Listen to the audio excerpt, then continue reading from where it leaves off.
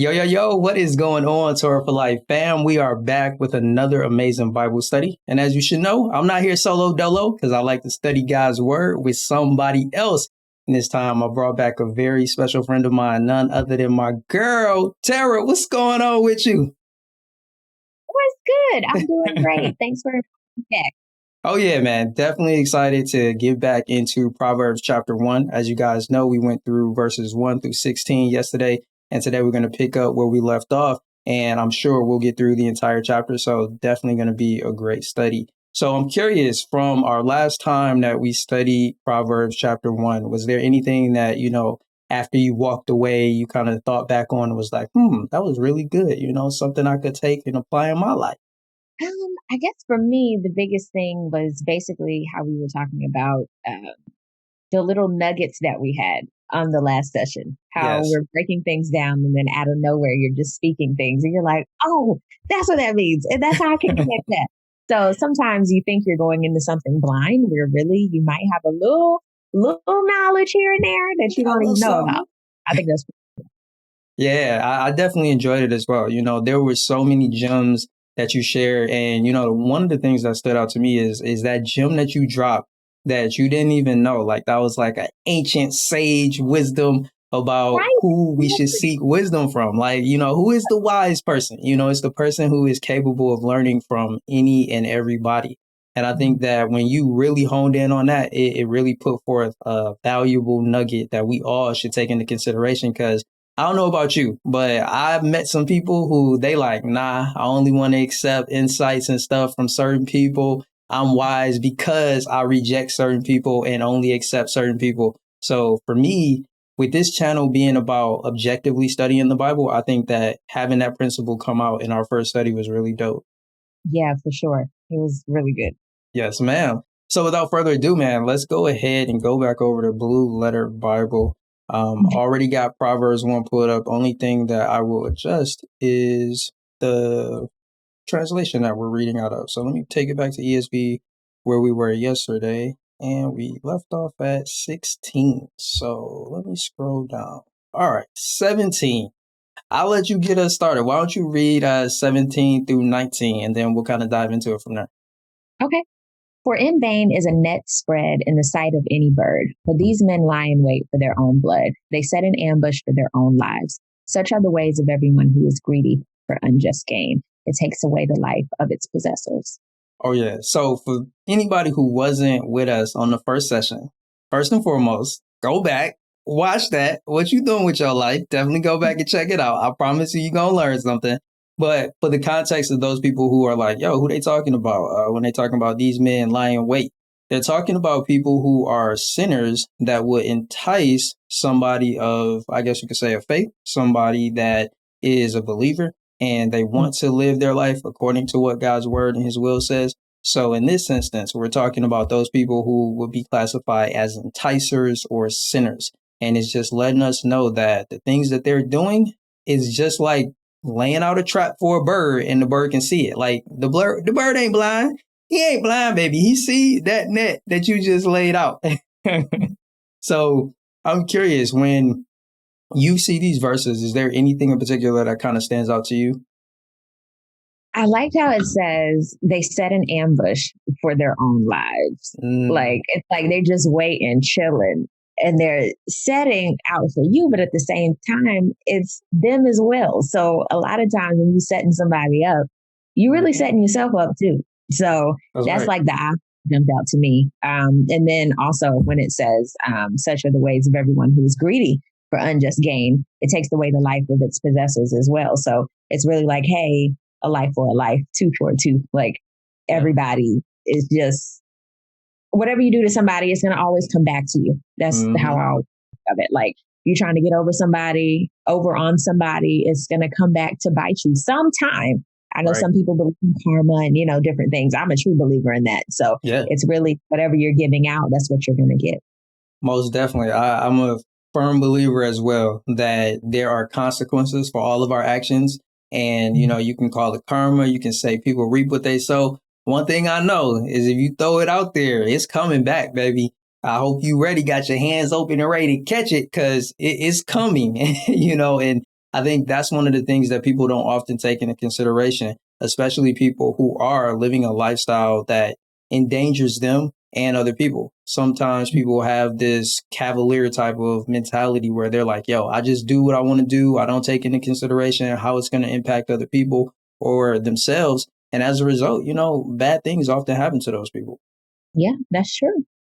And what I think what makes it worse is not so much that the bad thing happens to them, but that they're the only one surprised when it does. Like, oh, not me. I can't believe this happened to me.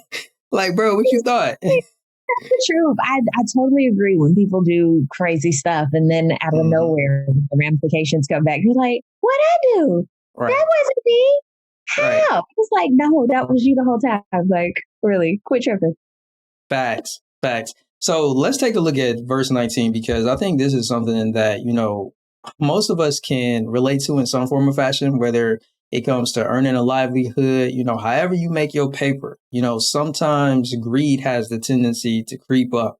And I'm curious, as a business owner yourself, as a young professional, how have you dealt with greed kind of stepping into your life or kind of wanting to get involved in some of your ventures? I would say I'd actually point the lens inward to myself where, starting anything, you're thinking, ooh, I can make this. And then if I flip it like this, I'll do this over here. And it's like, wait. If you're really only going after the quote unquote paper, like that's going to get old.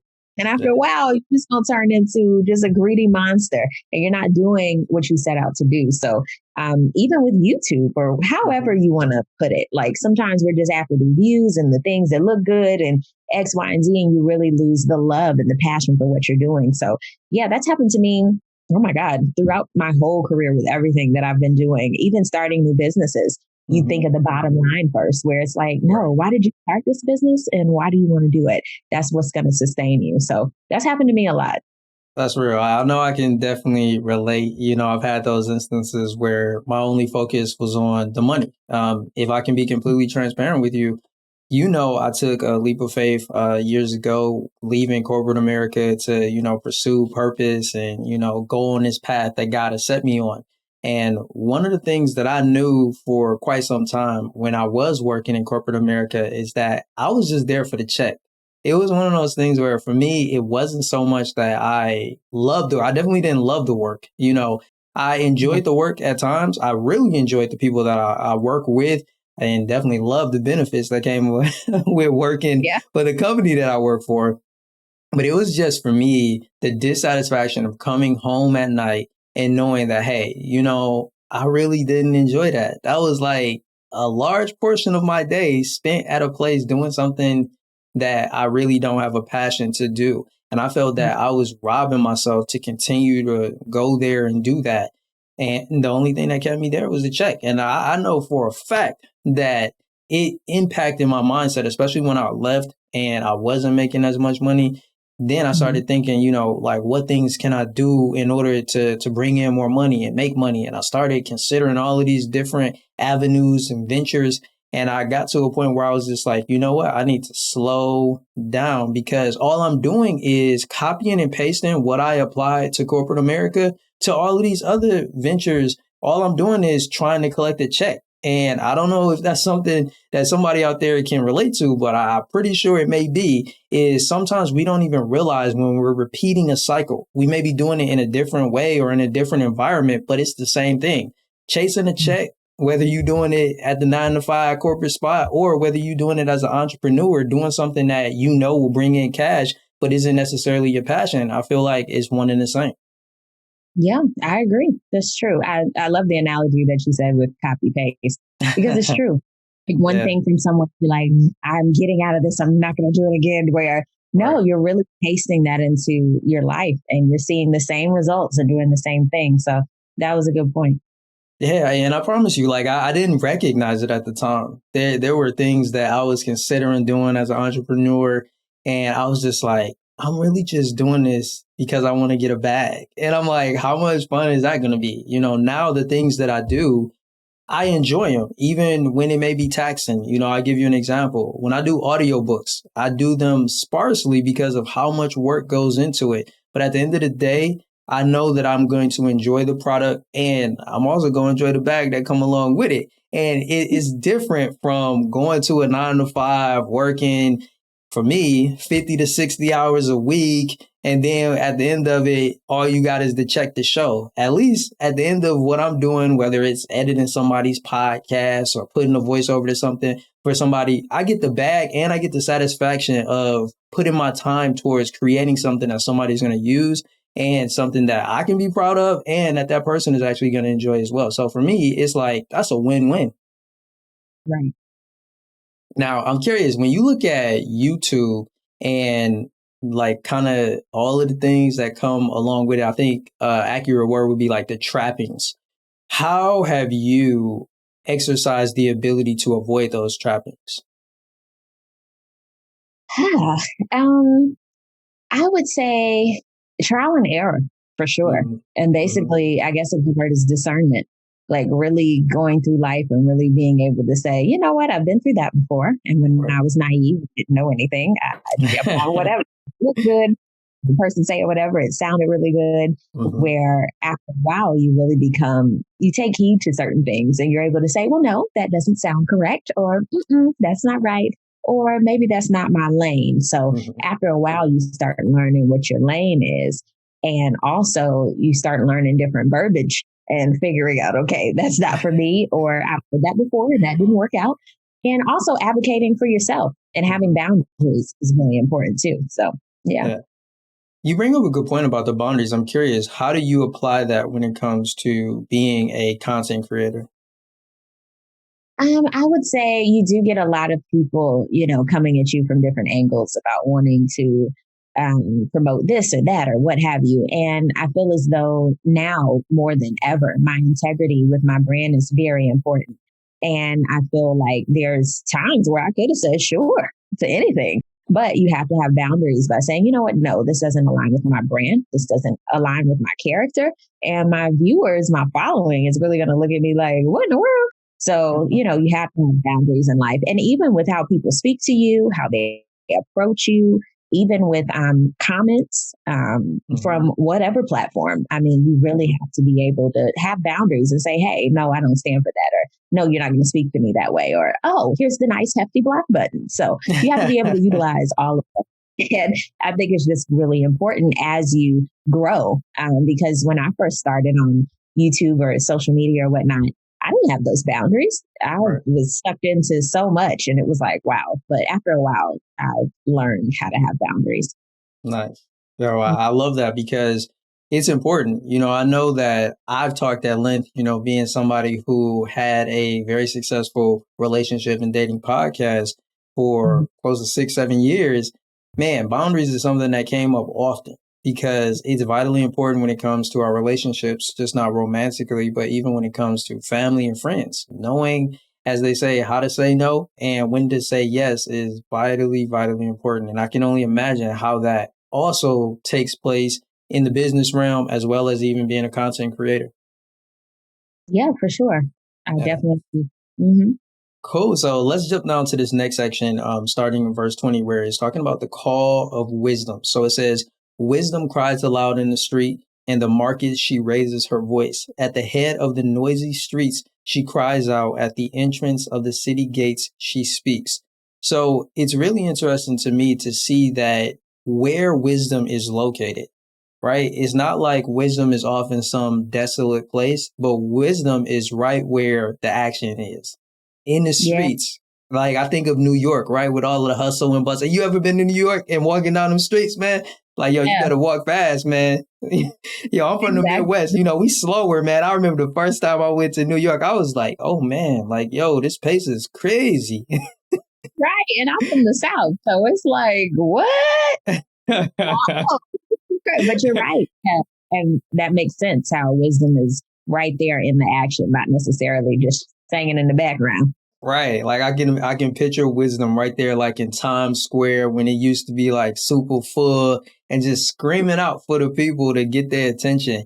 And, you look at the markets, right? People are always in the markets. You could look at that as like the commercial markets where people are buying goods and services, or you can even look at it as the economic or the financial markets too, where, there's business being done. There's people there, thinking about, what is it, on Wall Street, right? When you got all of the people down on the floor and they screaming and they yelling, I have this imagery in my mind of where wisdom is finding itself trying to get the attention of people. And it goes ahead and says it overtly in verse 21, where it says the noisy streets is where she's at the head of. So it's so important for us to recognize that wisdom is having to compete with the noise of the world. Like, that's a nugget right there. If y'all didn't catch that, that was a nugget right there. Wisdom, and in this case, we're talking about godly wisdom, is trying to compete with the noise of the world. So I'm really curious, Tara, when you look at your life from a spiritual and I guess we could say a worldly / secular perspective, right? How do you manage to balance the two? How do you manage to keep your spiritual side alive and vibrant and being able to hear it? It's tough every day. I'm not even going to front. Like every day, it's a struggle. I'm not going to walk around and say, "Oh my God, I hear the wisdom of God every single time." Like, no, there's times I'm like, you know what? What am I doing today? So there's times where I do hear it. There's times where I'm super focused and I'm laser focused about what's going on. And there's days where I'm like, I don't even know what's going on. Like, this is crazy. But I feel like sometimes that's where I hear sometimes where you have to just be still so that you can hear God's voice sometimes, because sometimes you just have so much going on that it consumes you, where you really need to just sit down and just be one sometimes. And I'm working on that because I don't do that as often as I should. And I have to work on it. And they also say, God is not a God of confusion. I heard that. Yeah. And I was like, that makes so much sense. So a lot of times when we're confused or we're nervous or we have these feelings and it's like, oh man, I need to sit down. I need to like really declutter my mind. But that happens to me every day, every single day. I'm curious. So since it's something that is occurring for you daily, like that means that you really have to be very diligent when it comes to managing it and alleviating the noise, being able to discern what things you should pay attention to versus those things that you should ignore. What does that practice look like for you on a daily basis? I guess for me, the biggest thing, because I suffer with anxiety.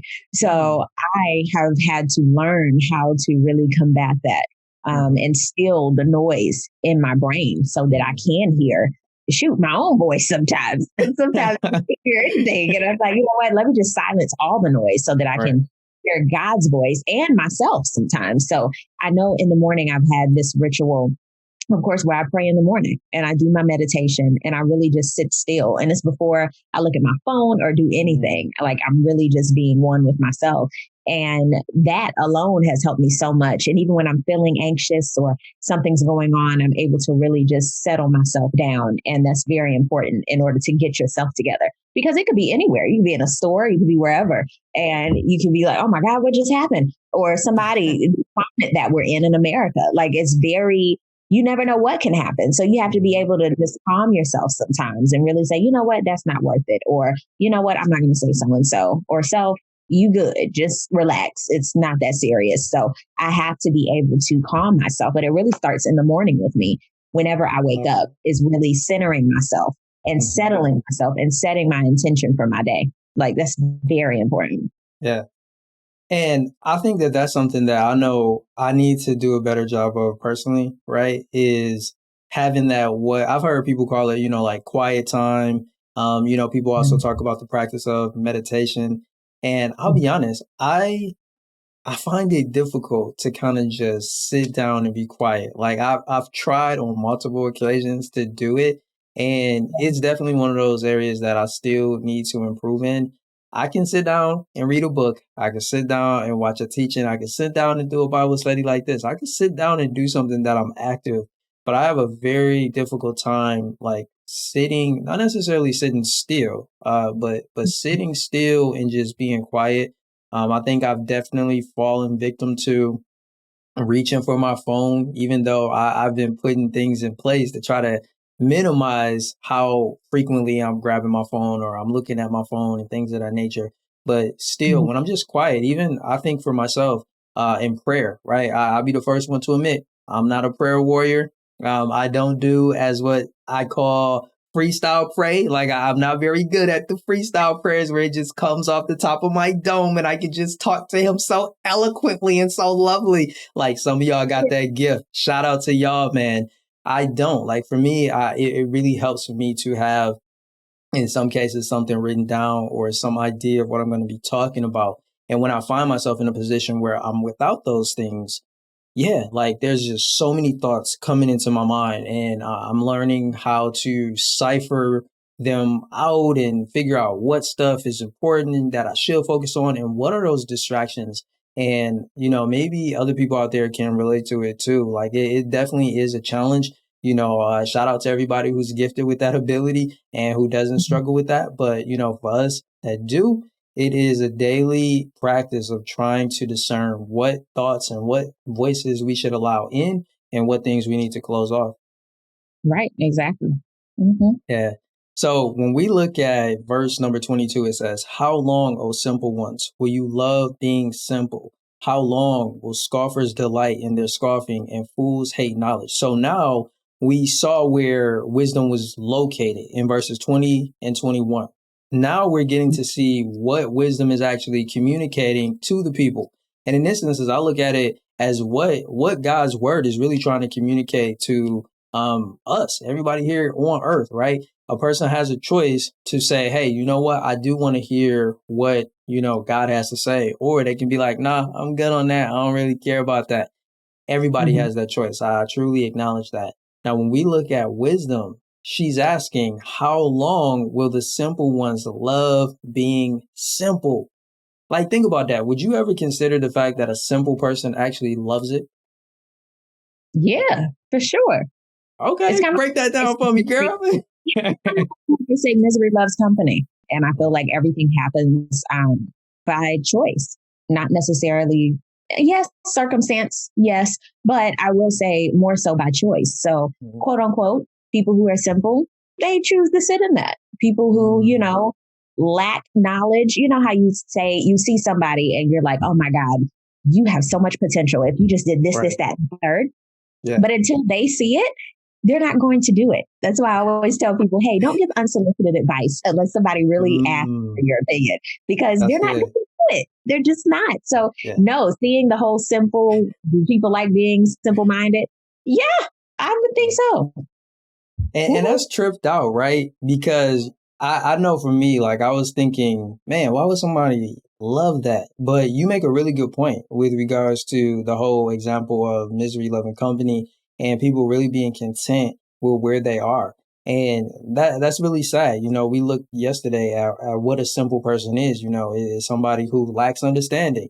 I would even say to a certain extent, there's some naivety there, right? Where this Right, person doesn't really grasp what they're doing or the impact that it'll ultimately have. right. So, when you think of scoffer, are you familiar with that term? And if so, what exactly is a scoffer to you? No, I'm not really familiar with that term. All right, so let's take a closer look at this term too, because I'm not going to pretend to know what it means Okay. off rip either. So, Merriman, here we come. All right, let me actually switch to just where you guys can see Merriman only. All right, there we go. Perfecto, baby. All right, so we're gonna look up pop-ups always. So scoffer. Okay, you mind reading that definition? Okay. Okay, great. An expression of scorn, derision, I hope I'm saying that correctly, or Hmm. contempt, or an object of scorn, mockery, or derision. All right, good stuff. Let me see. Okay, I was looking to see if they had like a noun because we were looking specifically for scoffer. But yeah, Right. so we see it's somebody that expresses scorn, derision, or contempt. Mhm. So let's take a look at this word, scorn. So it says open dislike and disrespect or mockery often mixed with indignation. Like, yo, that definition right there. Yo, that one right there hits crazy. Open Ooh, dislike also and like the other disrespect. one down below where it says to treat with scorn, of course, if we're using it as a verb, to Hmm. reject or dismiss as contemptible or unworthy. Ooh. Ooh, I think that definitely hits it on the head what we were talking about. Yeah. Yeah. So now with that understanding, let's head back over to Proverbs and see exactly what we are working with, y'all. Bring us back on the screen. All right, here we go. So we see that the scoffer is actually delighting in their scoffing. So it's almost similar to what you were saying with regards to the simple person. Like they enjoy it. And we see that the fool hates knowledge. Why do Yeah. you think a fool would have such hate for knowledge? I feel like once you gain a certain level of knowledge, you're going to think differently. You're going to be a little bit more responsible. Of course, fools are like, I don't want to do that. Why?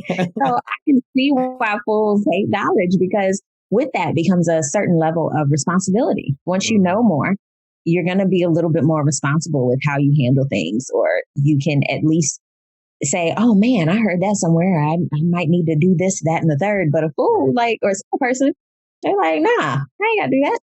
Yeah. I don't even Have you know any ever, better. right? I'm curious, have you ever met anybody that fits into any of those categories? The simple, the scoffer, or the fool? Yeah, I definitely all of them. Yeah. What was that interaction like for you? Out of curiosity.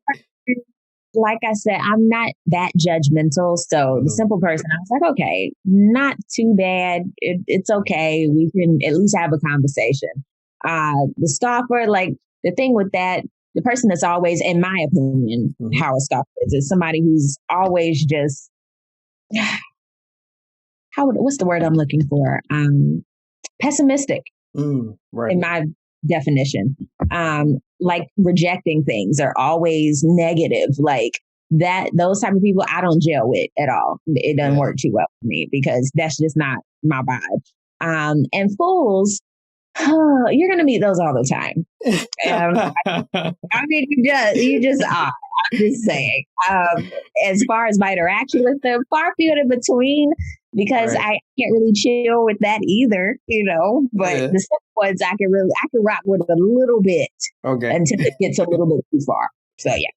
Yeah, to me, out of the category of those three, I think the simple ones have the best chance for redemption.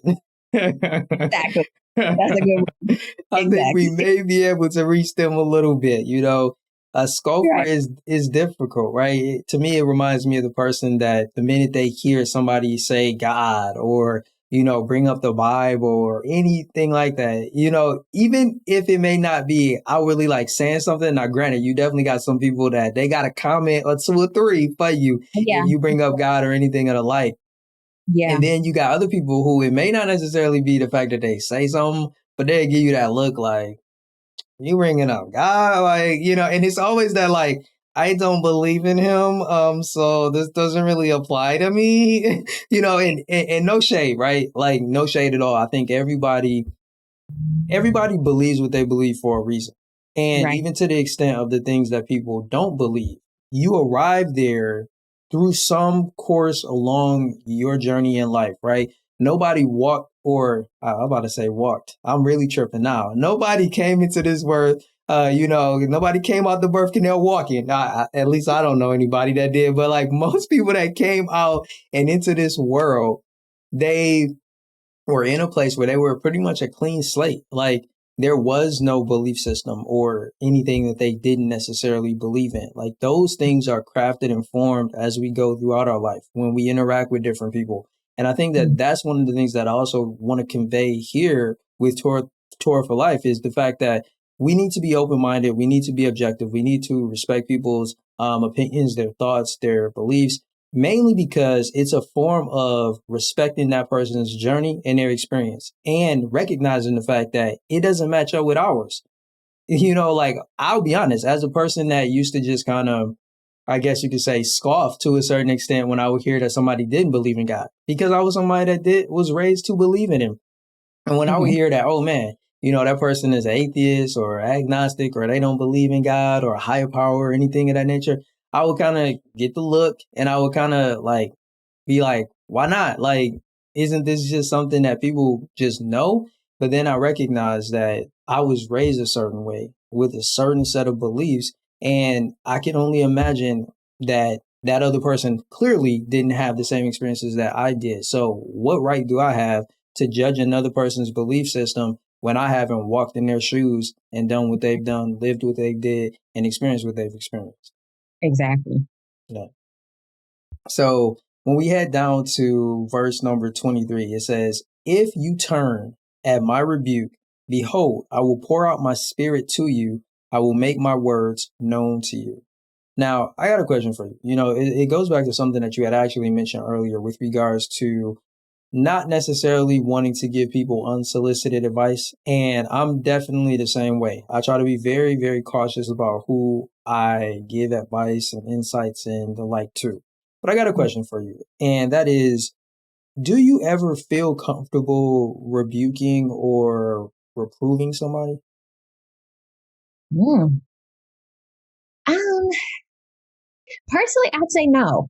I'm Okay. not really, I don't really put myself like that.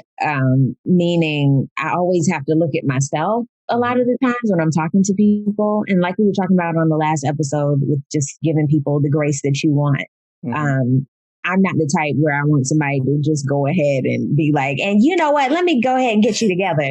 This is what, no, I don't want that. So I'm not going to do that to people. And even if it's a better approach than I just did, still with that, I don't necessarily want to do that unless, like we said, unsolicited or solicited advice. Unless somebody really asks, like, hey, how do you think I could do better with this? Or what do you think? Right. That's who I am. I'm not necessarily like, you know what I think about you. Here's what we can do. Like, I just never It's been like, that do type. you have time? Because I mean, I've been keeping a list. Exactly. That's just not me. But I mean, I know plenty of people who are like that. And I'm like, Right. whoa, yeah. But yeah, everybody's different. But yeah, that's just not me. Yeah. Now, follow-up question to that. Why do Yeah. you feel that there isn't that comfort level to reprove or rebuke somebody? Um, Now I would say as I get older, I can do it, but it has to be absolutely necessary if I can Mm. think of it.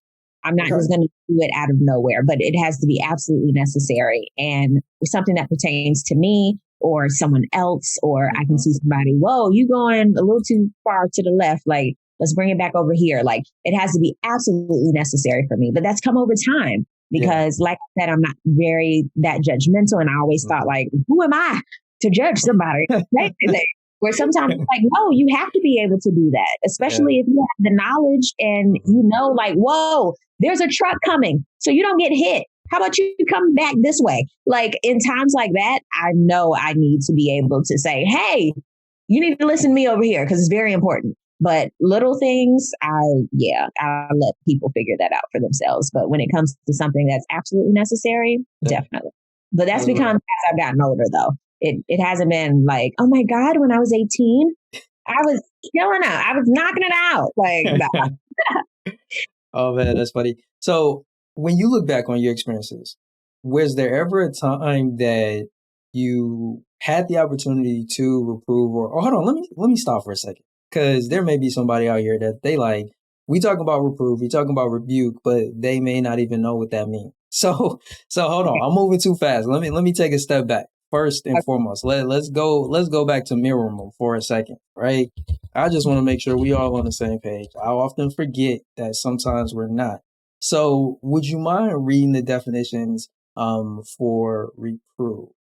To scold or correct, usually gently or with kindly intent. Right, right. And then we see number 2 being to express disapproval of.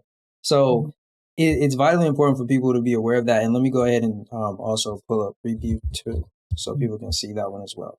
All right. So can you read the definition for a rebuke? To criticize sharply, reprimand, to serve as a rebuke to turn back or keep down. Hey, I see 2 and all I can think, check them, boo. Exactly. You got to check them, so, for people out there that they don't know what rebuke and reprove mean, when you check somebody, when you put somebody in check, that's essentially what we talking about. Check them.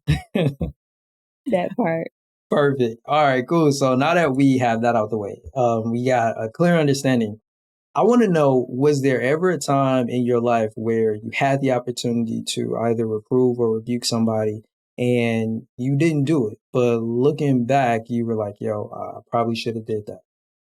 Yeah, definitely. And I have to say, it's actually the people closest to me. Because a lot of times you don't want to hurt people's feelings or say anything out of the way, or you feel like, oh, they'll get it.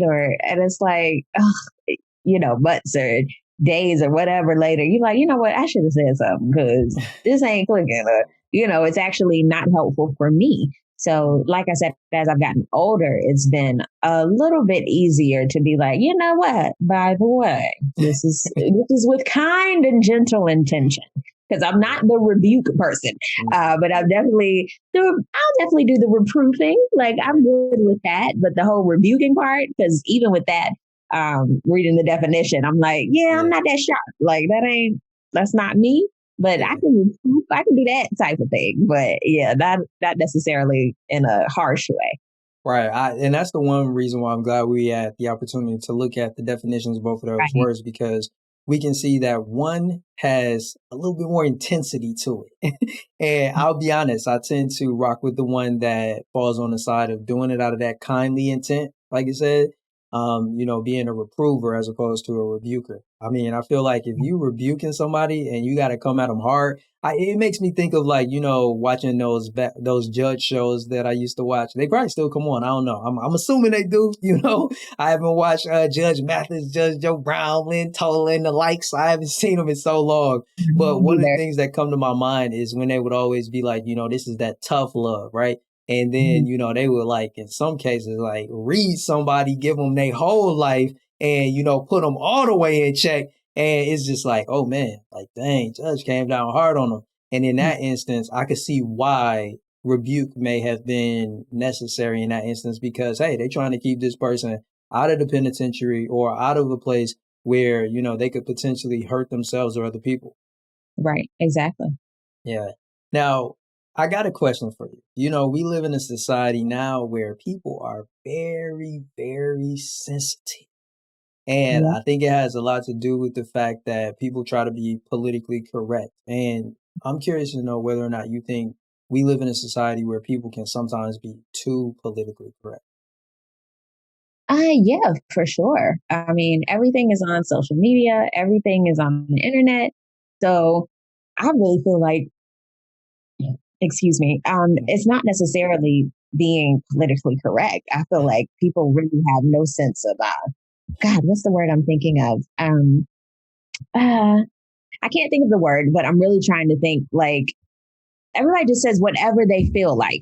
There's no censoring at all. So I wouldn't even say people are being politically correct. I feel as though there's really across the board, people just say whatever they feel like. And there really isn't any type of rebuke or reproof, as we've been saying, at all. And I mean, there is here and there. It just depends on who the person is and what the situation is. But for the most part, no. Yeah. It's almost like people be living that hashtag no filter life on their mouth, right? No, that is it. Especially with these, right? When they get on that, when they on that phone or they on that keyboard. Exactly. That's the truth. Yeah. Man. Yeah, man. I'll be honest, man. I do feel like you have a mix of the two. I feel like you got some people who are very, they need to draw it back a little bit, in my personal opinion, because sometimes people have gotten into the habit of just saying whatever the heck pops into their mind. And I don't think that that's wise at all. Since we're talking about wisdom, I don't think it's wise to just say anything that comes to your mind. And I'll be honest, I read a really dope book a while ago that helped me to kind of be more mindful of the things that I say, not just online, in social media and things like that, but even in emails that you send to people or even a text message. It's a book called, what was it called? Before You Hit Send, or something like that. And it's all about how you should think primarily before you sit down and send a message to somebody or send an email to somebody or text somebody so that you can make sure that you kind of go through this mental check note, especially as a person of faith, right? You want to be very careful with the things that you're saying, making sure that you're not acting out of character, right? Out of godly character. You want to make sure the things that you say align with how you want to present yourself and how you really are as a person. So for me, I think that on the other side of the spectrum, some people are too politically correct, where they're afraid to tell it like it is when it needs to be told just that type of way. And I think that it's very important for us to have a balance between the two of those. Right, definitely. Yeah. Mm-hmm. So when you had mentioned before that, when it comes to like reproving somebody, that you're willing to do it. Now, I'm assuming just based on what you've shared thus far that it's not necessarily like in your go bag. Like it's not necessarily like the first thing that come to your mind to do when you see maybe somebody walking or veering a little bit off course, right? So my Mm-hmm. question is, what brings you to the point where you actually do say, hey, you know what? I have to reprove this person in this instance. I always say when my friends know I'm not one that likes to hear a lot of complaining, especially over and over again about the same thing. Once I hear something maybe 2 or 3 times, I'm like, okay, where are we going to move towards a solution? Because this is a lot. So that's what I mean by sometimes I'm like, yo, because I don't like a lot of the same thing over and over because that's insanity. So before I let you go insane talking to me and before I go insane, let's talk about something else. Let's talk about a solution or. So that's the best analogy I can give you of how I go about, my reproof, so to speak, is, seeing things over and over. Like, it's like, okay, yeah, we got to talk about this because you're doing the most. Okay. And we got to work on it. Right. That's real. That's real, man. Yeah. And I'll admit, it can take a bit much to get to that point. I know for me, just because I think we live in a society where we don't necessarily want to offend people. And if you value your friendships and your relationships with people, then another thing that you don't want to do is jeopardize them, right? You don't want to speak out of turn. You want to be respectful. But I think that there are instances where you do have to, for either the sake of that person's well being or for the sake of the friendship or the relationship that you have, it's definitely time to, step up, say what needs to be said, and, definitely pray beforehand that God will allow that person to hear what you're saying and not take offense to it. Exactly. All right, cool. So, would you mind reading verses 24? Yeah, just read 24 and then we'll kind of dive into that one a little bit deep. Okay. Because I have called and you refuse to listen, have stretched out my hand and no one has heeded. Mm. Man, quick question. Why do you think a person will refuse to hear the call or listen to wisdom? I think it's the same way as I was speaking on earlier with, how fools hate knowledge is once you learn more, once you know more, you become responsible for that information. And sometimes I know I do it. Sometimes I'm like, I know better. Oh, let me do better. So it's the same thing to me. Like once you know better, you're supposed to do better. But a lot of times people want to go, you know what? Never mind. I ain't even going to try. I'm going to keep doing what I'm doing because it's comfortable. And sometimes you can be comfortable in doing just whatever. And a lot of times people are very comfortable and they're okay with that. Yeah. And it is so interesting. Sometimes and this is coming from somebody who I know a lot about operating in comfort zones, right? It's only the past few years that I've had to learn how to navigate and get myself up out of my comfort zone. So I say this, it's very challenging to say, you know what, I'm going to take a step out of my comfort zone. I'm going to do something that makes me feel uncomfortable. Right. And I'll be honest, I was challenged years ago when I went to a conference, a blogging conference, by one of the ladies that was a speaker. I actually had the opportunity to connect with her later. And one of the things that she said during her speech is that she actually makes a point to do something that makes her uncomfortable every day. And it was something that she learned from a mentor. And I was like, ooh, that's deep. And I promise you, to this day, I still ain't applied it. I'm like, yo, I need to step up, because I'll be honest, like, I'm not ready to like seek out things that make me feel uncomfortable. Not just yet. What about you? Have you ever, or I should ask you this, like, how comfortable are you with, jumping out of your comfort zone? I have to say in the last year or two, I've definitely jumped out of my comfort zone just with starting new businesses. And, when you're in the business of serving people with food and various things, you have to make sure they know that you have a product. You have to Right. become your own solicitor.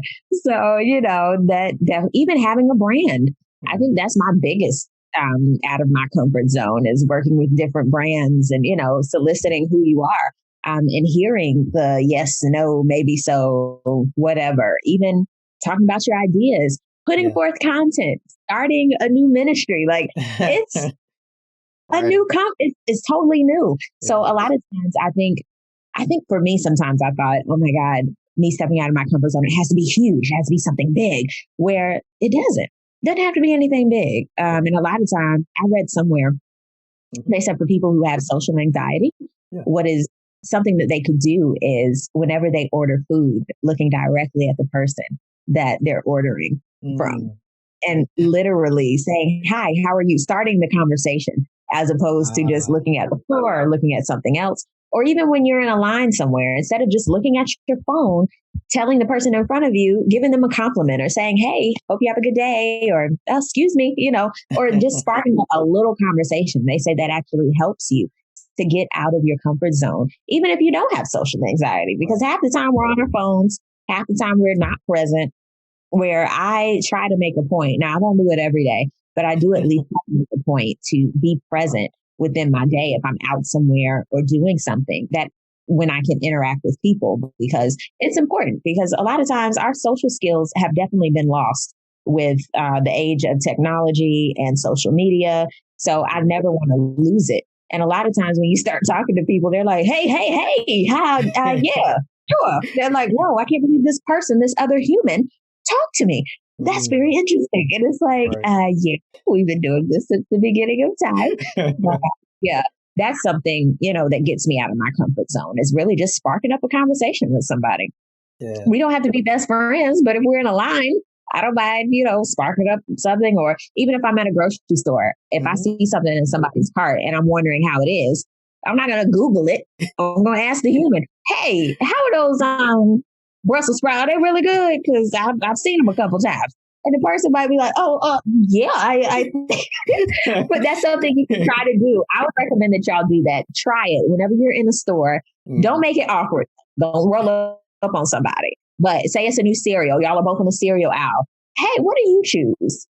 Even if you're trying to, meet the opposite sex. Instead of, I like what you got on. Don't do that. Just ask her, hey, what cereal do you use? Or what type of bread do you like? She's like, oh my God, this is different. Like, it's just something different that people aren't expecting. But I love to know that about people. I find that very interesting. Knowing what people like to eat, knowing what people choose. I just find it really interesting. So it's not me coming from a place of being nosy or just trying to spark a conversation. I'm naturally inquisitive. So if I want to know something, I'm going to ask the person right there, as opposed to looking through a bunch of Google reviews. I don't have time to do that in my day. There's too much to read. So that's just something that I do that really gets me out of my comfort zone. That's definitely helpful. I love that. Yo, so many gems you just dropped right there. And I love it. Absolutely love it. All right. So I got another question that I want to get your take on. We've been talking about reproving, rebuking people, and advice, all of that. So I want to ask you, I want to kind of put you in the seat of the people that we've been talking about to a certain extent and reading about here in Proverbs 1. And can you ever think back to a time when somebody was giving you some advice and you just wasn't trying to hear it, or you rejected it outright, or you ignored it? Of course. I still deal with that. I'm the type, it's not that I know everything, but when people try to tell me about me, I'll be like, excuse you? I didn't ask you that. I didn't ask you. But I'm learning how to become more self-aware. And in my self-awareness is people do need to tell you what they see about you. And you have to be receptive. So I'm learning how to be more receptive. But yeah, there's been so many times in my life where I've been like, no, I know. Right. But I'm not a fan of those type of people who already know before you, when you tell them something, oh, I got it. Yeah. And it's like, what? You don't even know what I was going to say.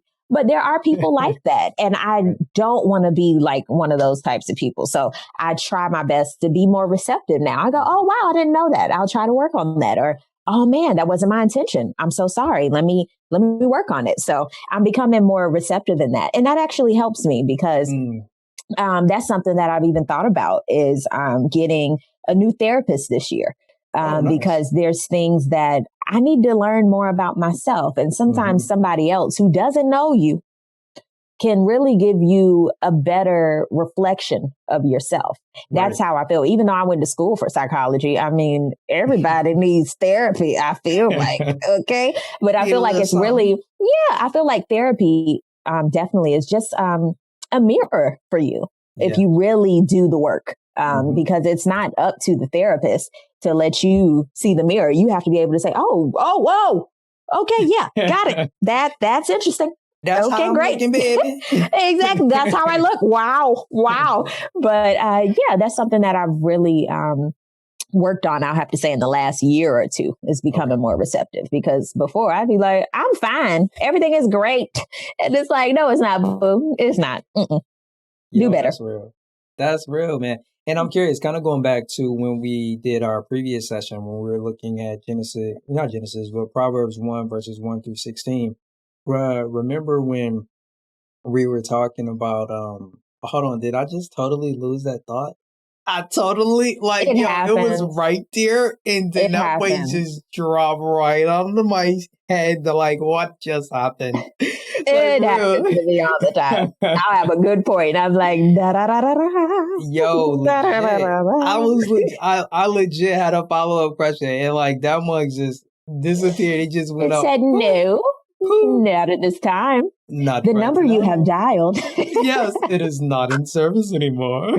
Yo, I didn't even know those messages still existed, man. I went to order some food from a spot, and I didn't know they was closed, I guess, for the holiday or something, man. I'm like, yo, I'm trying to come get some grub, man. And they like, the mobile customer that I'm like, mobile customer? This a whole business. Why is your business telling me that somebody's mobile is disconnected?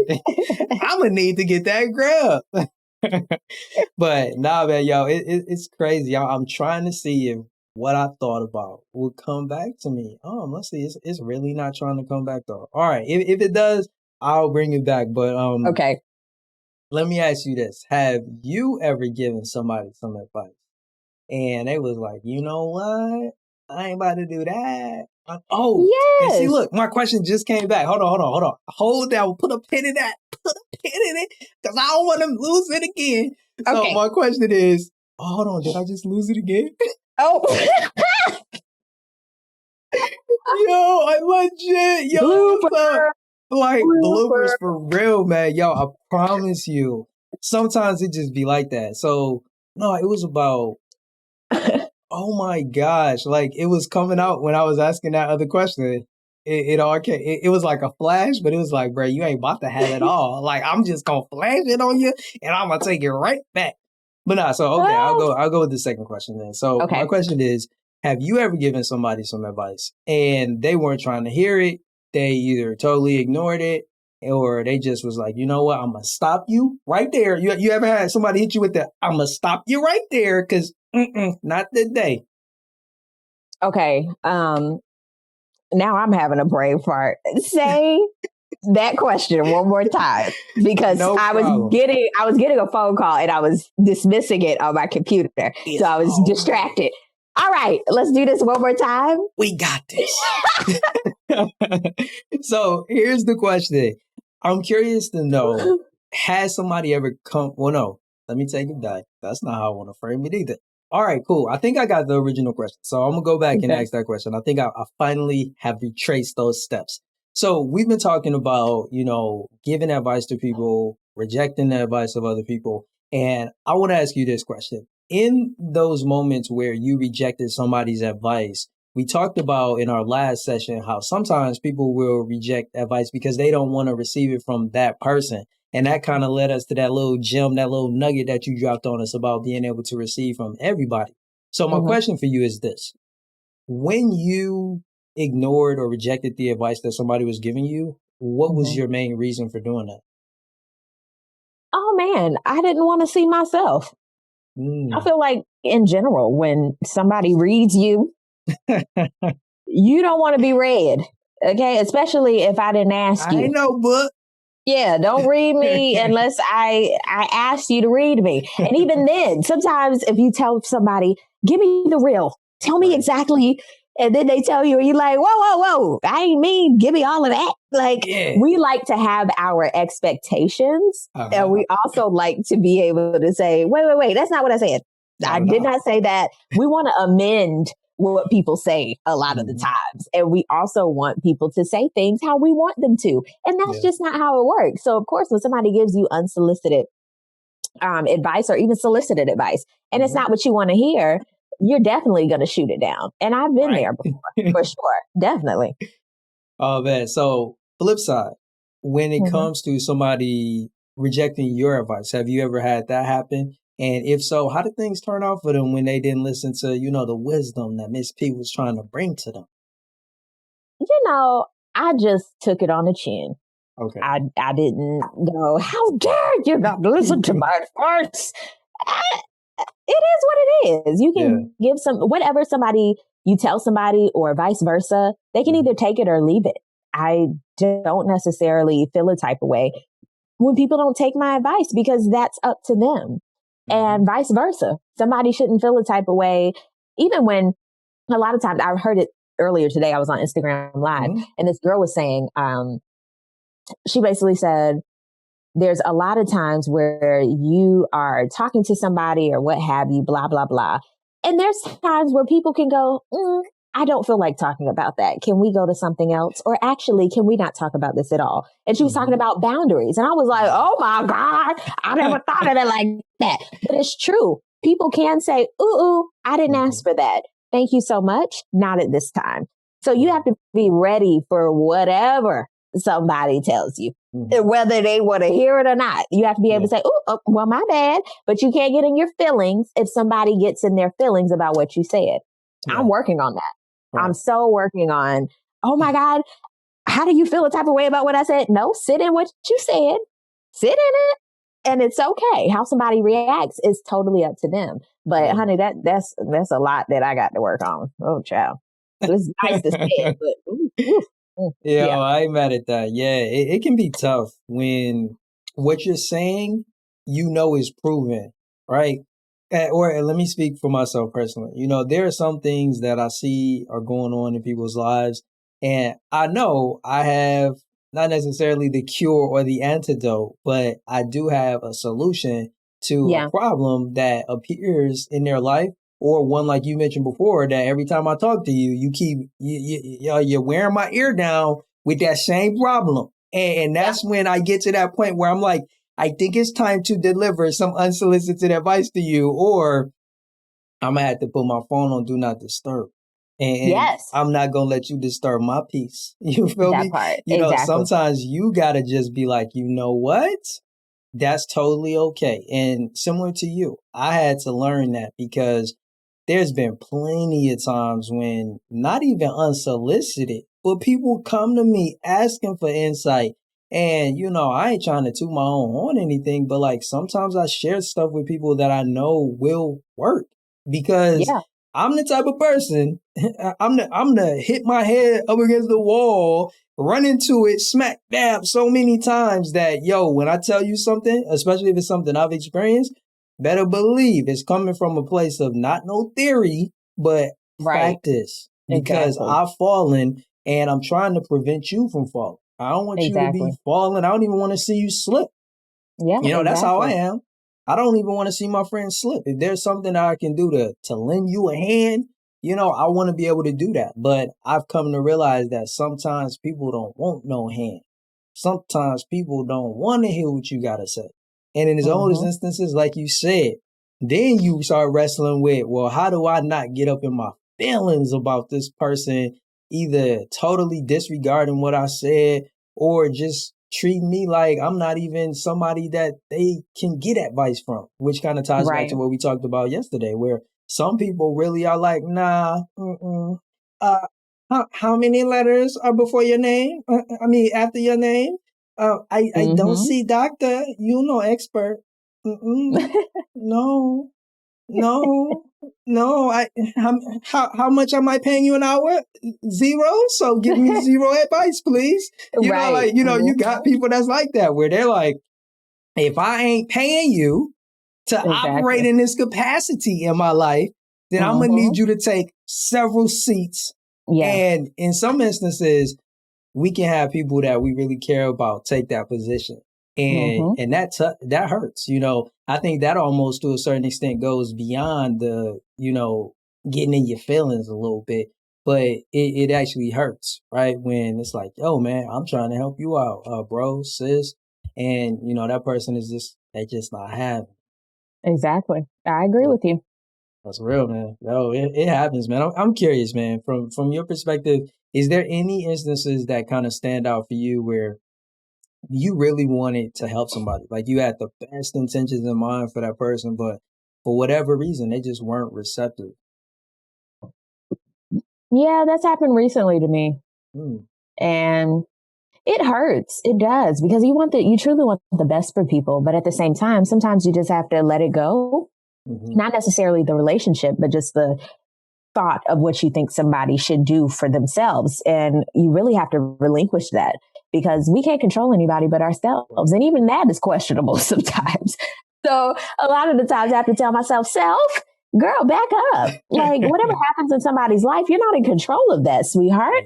And a lot of times we can look at other people's situation, better than ourselves. And we have to focus more on our situation and what we have going on, as opposed to fixing other people's lives. This is not a Yanla. We're not a Yanla. We don't have a show where we fix other people's lives. We have to fix ourselves. So a lot of times, yes, it is disappointing when you do want to help somebody and you're like, oh my God, this is the solution. Where in their head, they're like, nah, that's your solution to my problem. I have a solution and this is what I'm going to do. And you have to relinquish control with people. And that's something that I'm really working on. I said in 2021 is minding my own business. Amen. Mind your business. I'm working on it. That's real. I ain't mad at that. Not mad at that at all. Yeah. I feel like both ways, right? To kind of put a bow on this. If you are the person that somebody is trying to give advice to, I think you do owe it to yourself to at least consider whether or not you are in a place where you could receive something that could assist you. I think you should at least consider that. Yeah. And if you are the person on the other side of the table and you're trying to give advice to that person, first of all, I would say, make sure that person is willing to receive. That's one of the things that I learned years ago, is that I used to be wanting to give to people that wasn't willing or even had any interest in receiving anything. And I remember one valuable lesson that I learned from a message I was watching by Dr. Miles Monroe. And he was talking about a gift. He was like, a gift is something that can only be received. Like if you give somebody a gift, like if that person doesn't receive it, then it's not really a gift, because they didn't find any value in it. They didn't put their hand out and say, you know what, I personally want to receive what you are handing me. So if it's not a gift, man, it could be interpreted as any given thing from a person. So you got to ask yourself, is that person even in a position to truly receive from you? So both sides have to look at it, not only from their own perspective, but also from the perspective of the other person as well. Right. So if you don't mind, read verse 25 and we'll kind of dive into that one a little bit deeper. Okay. Because you have ignored all of my counsel and would have none of my reproof. Right there. That right there is heavy. And one of the things that I think is vitally important for any person out there who has a desire to have a really good life and to stay on a path that keeps you in alignment with God is wise counsel. And we see Mhm. here that wisdom is saying they ignore all of her counsel. And I think we all can attest to the fact that that's dangerous. But I want to get your thoughts. How do you personally discern wise counsel? Hmm. I would say I discern wise counsel by definitely people who are the closest to me, who definitely have my best interest at heart. I would definitely say, my parents, friends that are really close to me, my family. I can really go, okay, this is some wise counsel. Even those are questionable sometimes. It depends on what we're talking about and what we're doing. And I say there's different levels of wise counsel. Like I said, depending on what you're doing or what you have going on. There's wise counsel for your relationship. There's wise counsel for your career, your job, like whatever you're doing, your hobbies, there's wise counsel. So it's really dependent upon who you trust and who you deem that their counseling is effective and necessary to you. So I wouldn't say everybody's is the same. I think it just depends on who you are and what you're doing at the time. That's real. That's real right there. Yeah, and when I look at it from like the perspective of like my everyday life and the things that are going on, whether it's like career and things of that nature, I definitely Mm-hmm. am open to receiving like good counsel. I know that there are Yeah. some people that don't found the things that they're sharing or the advice that they're giving on any biblical foundation or principles. And I feel like that's okay. There's still some wisdom, some nuggets, some knowledge that Yeah, you can get for from that. sure. And I think that is good counsel. Now, when we move Mhm. into and navigate into the space of like wise counsel, just from my own personal opinion, I look at it from the perspective of somebody who's giving me some type of information, advice, or counsel, or direction, or guidance that's rooted some way, form, or fashion in God's word. Like it doesn't necessarily Mhm. mean you handed me a scripture and a verse, but it has to Right. be something that I know would be pleasing to God, either in my application or in the way that you're conveying or delivering that information to me.